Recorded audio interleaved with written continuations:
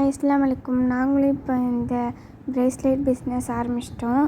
First இந்த baby pink பீட்ஸில் crack beads எடுத்திருக்கோம். பிரிக்க கூட இல்லை, இப்போ தான் பிரித்து உங்களுக்கு காமிக்கிறேன்.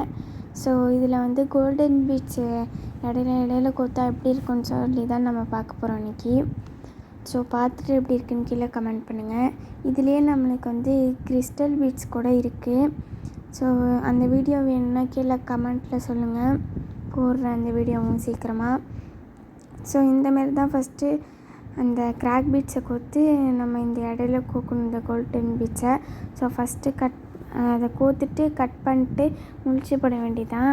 அடுத்து அது ரெடி ஆகிடும். அடுத்து சாம்ஸ் கோக்கிறதுக்காக பட்டர்ஃப்ளை சாம்ஸ் எடுத்திருக்கேன். இதில் அந்த வளையத்தில் கோத்து நம்ம எடுக்கணும்.